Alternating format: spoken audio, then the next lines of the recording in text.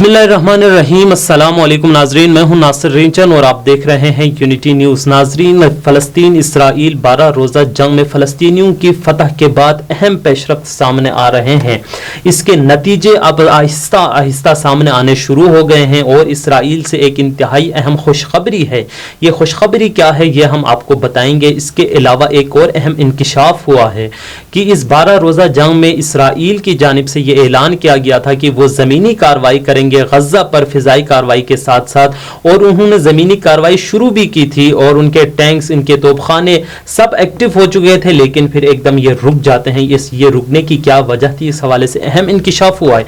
ये इंकिशाफ पे हम आपको बताएंगे। इसके अलावा हिज़्बुल्लाह के secretary general Sayyed Hassan Nasrallah का हाल ही में जो इनके खिताब हुए कल रात, इसमें एक अहम बयान उन्होंने दिया है कि बैतुल मुक़द्दस पर हमला यानी इसराइल की नाबूदी।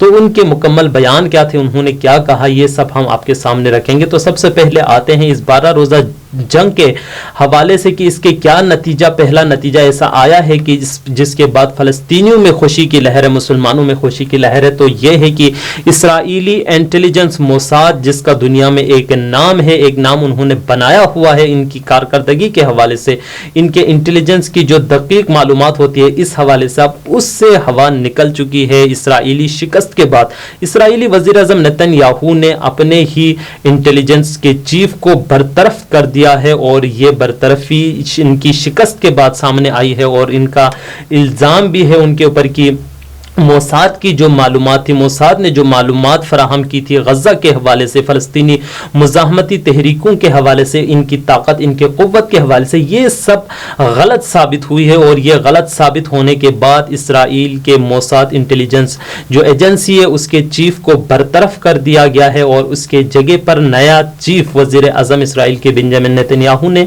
नए चीफ को इनकी जगह मुकर्रर किया है। तो ये एक अहम बात है कि इसराइल अपनी शिकस्त तस्लीम कर रहे हैं कि उनकी इंफॉर्मेशन सारी गलत थी। इनकी जो इंटेलिजेंस जिसका एक नाम था, उसकी जो नाम और उनके जो प्रोपेगेंडे के जरिए उन्होंने इसका एक नाम बनाया था, उससे भी हवा निकल गई कि उनकी तमाम इंफॉर्मेशन गलत साबित हुई और उन्हें शिकस्त से दो चार होना पड़ा। दूसरी अहम बात फ़लस्तीन इसराइल जंग में इसराइल की जानिब से ज़मीनी कार्रवाई के हवाले से है। इसराइल ने यह ऐलान कर दिया था कि वो ज़मीनी कार्रवाई करेंगे, लेकिन कार्रवाई शुरू भी की थी, उसके बाद ही रुक गए। ये क्यों रुका ये हम आपको बताएंगे। गज़ा की जानिब से, गज़ा की मुज़ाहमती तहरीक, इस्लामी जिहाद और हमास की जानिब से एंटी टैंक मिसाइल का इस्तेमाल हुआ। ये एंटी टैंक मिसाइल रूसी साख्ता मिसाइल थे जिसका नाम Kornet missile, anti tank guided missile कहलाता है। ये एक मिसाइल दुनिया में इसकी एक पहचान है, एक इसका नाम है। ये जब छोड़े जाते हैं तो फिर ये अपने टारगेट को निशाना बनाए बगैर नहीं रहता।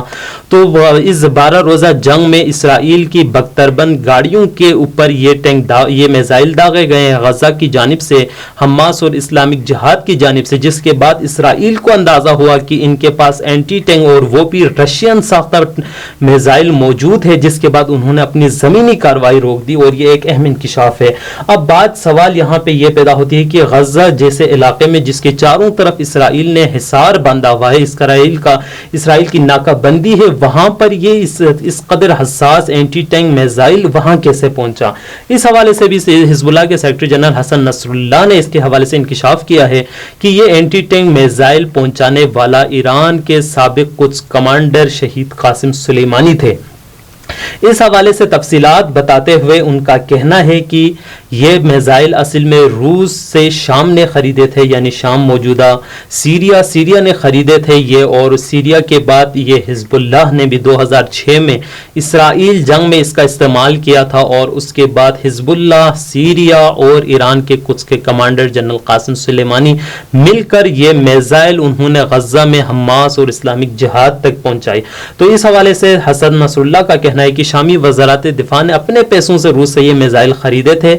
ये नहीं था कि रूस ने ये हथियार हमको दिए थे। हिज़्बुल्लाह ने सहवूनी हुकूमत के साथ 33 रोज़ा जंग के दौरान इन मिसाइलों को इस्तेमाल किया। जनरल कासिम सुलेमानी उन अफराद में से थे जो गज़ा में मज़ाहमतकारों को ये मिसाइल दिए जाने के हामी थे। मैंने भी शामी सदर यानी हसन नसरुल्लाह कहते हैं कि उन्होंने भी शामी मौजूदा सदर बशार अल असद से ये रिक्वेस्ट की, उन्होंने बासत एहतराम उनसे ये मुतालबा किया कि ये मिसाइल गज़ा में हमास حماس اور اسلامک جہاد کے پاس پہنچ جائے۔ بشار الاسد نے حسن نصراللہ سے پوچھا کہ کیا یہ ممکن ہے اسرائیل کی تمام تر حصار اور رکاوٹوں کے باوجود یہ پہنچ جائے؟ تو انہوں نے کہا جی ہاں یہ ممکن ہے، چونکہ اس میزائل کے پہنچانے والے اس حساس اور اہم آپریشن میں خود جنرل قاسم سلیمانی شریک تھے اور انہوں نے غزہ میں اسلامک جہاد اور حماس تک یہ میزائلیں پہنچائی اور ان میں حزب اللہ کے جوانوں کا اہم کردار ہے۔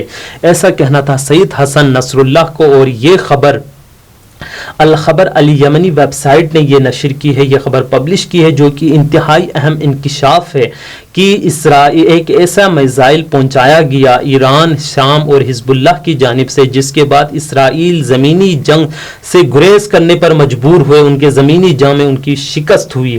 اس کے علاوہ تیسری اہم بات یہ ہے کہ کل رات حسن نصر اللہ کا ایک انتہائی اہم خطاب سامنے آیا ہے۔ یہ خطاب ایک ایسے موقع پر آیا ہے کہ سن 2000 میں اسرائیل جنوبی لبنان سے فرار ہونے پر مجبور ہوتے ہیں۔ 1985 سے 2000 تک کے درمیان لبنان میں جو ساؤدرن لبنانی آرمیز ہیں جن کی پشت پناہی اسرائیل کر رہے تھے، 1985 سے 2000 تک ان کی پشت پناہی اسرائیل کرتے رہے، ان کو اسلحہ ٹریننگ سب دیتے رہے اور جنوبی لبنان میں اسرائیل کے تمام کام یہ انجام دیتے تھے۔ اس کے بعد 1985 سے حزب اللہ اور ان کے درمیان جنگ ہوتی ہے اور 2000 میں یہ آرمی شکست کھا جاتی ہے اور اسرائیل یہاں سے بھاگنے پر مجبور ہو جاتے ہیں۔ یہ حزب اللہ کی ایک اہم فتح تھی، لبنانیوں کی ایک اہم فتح تھی کہ جنوبی لبنان سے اسرائیل کا خاتمہ ہو جاتا ہے۔ اور اس سے بڑی بات یہ ہے کہ سن 2000 میں اسرائیل کی جانب سے بیان آیا تھا کہ وہ 7 جولائی کو جنوبی لبنان سے انخلا کریں گے، جنوبی لبنان سے اپنی فوجیں اور سامان نکال لیں گے، لیکن 6 ہفتے پہلے انہوں نے 25 مئی کو ہی خالی کر دیا تھا۔ ان کی حزب اللہ کی جانب سے کارروائیاں اتنی سخت ہو چکی تھی کہ وہ خوف کے مارے، ڈر کے مارے 6 ہفتے پہلے ہی وہاں سے انخلا کر چکے تھے، اور یہ اس حزب اللہ کی سب سے بڑی فتح تھی وہاں پر۔ اس کے بعد پورا خطہ حزب اللہ کے کنٹرول میں آ چکا تھا۔ تو اسی کے مناسبت سے اور فلسطین میں اس فلسطین اسرائیل جنگ میں فلسطینیوں کی فتح کی مناسبت حسن نصر اللہ نے کل یہ خطاب کیا ہے جو انتہائی اہم ہے، جس میں انہوں نے کہا کہ گزشتہ کچھ دنوں سے میں بیمار تھا جس کی وجہ سے میں نہیں آ سکا، اور اب یہ ہمارے لیے ایک اہم دن ہے کہ 2 عظیم کامیابیوں کا دن ہے۔ ایک 25 مئی سن 2000 میں لبنان میں حزب اللہ کی کامیابی، اور 21 مئی 2021 میں غزہ میں فلسطینی مجاہدین کی کامیابی۔